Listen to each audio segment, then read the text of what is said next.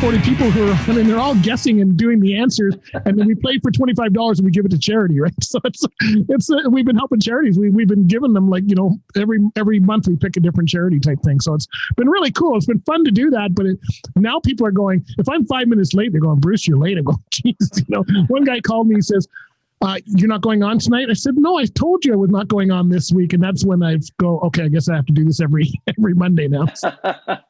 I've gotten that as well. With travel, sometimes when I traveled, we have to miss a show. I'd usually say, hey, there'll be no show next week, or a best of or whatever. And people would miss it and go, why aren't you on the air? And I go, told you I'm in wherever, but it's nice to know, I'm sure you feel the same, that people are looking for you. They want what you're doing, which it makes me feel good. We're lucky that people actually are interested in what we do. That's the way I look at it. I go, boy, somebody's on. And I've always been that way. As long as I know one person is listening, it's like, okay, now we got to do it every week.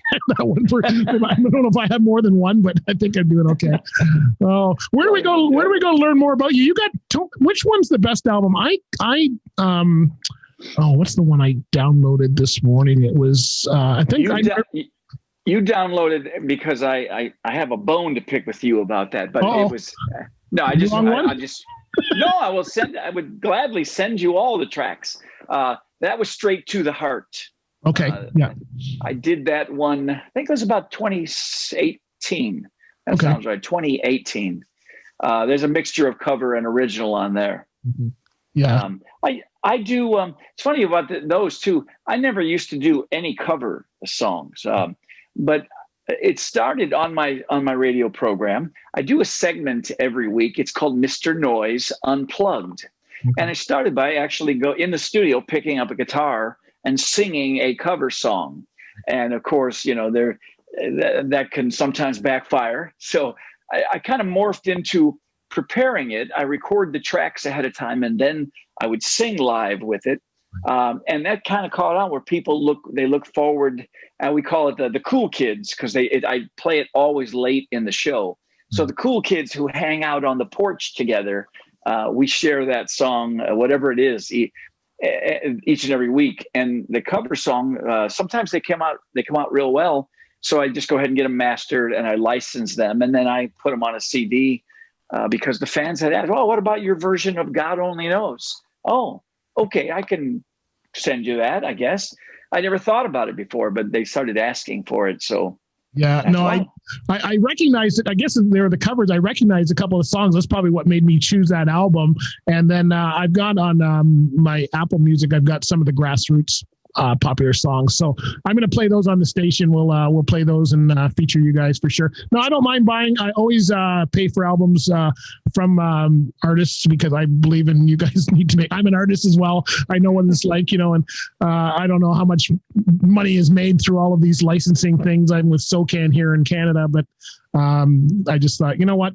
I've got friends who try to send me stuff too, and I go, no, I'll buy your album. The least I could do is spend, $10 and support you that way, right? So thank you very much. So yeah, I didn't know, but if there's a better album I should have, because you have quite a few albums there, and I didn't know which one is I saw afterwards, and I had already kind of checked out. So I might have to go back in, because there was a couple. I think your solo album is one I probably should have got at the same time. I'll have to go back and get a couple of them, I think. I'll send you the newest one, which is all original. It's called All My Best, and it's kind of what I think was my best material from the last few years. Right. And that's 50. I'll send you that. That's 15 songs, and it really is. It is the ones that fans like the best. Okay, I'll go and grab it. Let me support you. Let me support you. Don't say I'm going to get it. No problem. As long as I'm okay to play it, that's the way that it works. But no, it sounds good. I really enjoyed your show, and I really enjoy. Do you enjoy doing the radio show? Do you because sometimes that. Is it the same as performing for someone like yourself who's been on stage and stuff doing that for so long?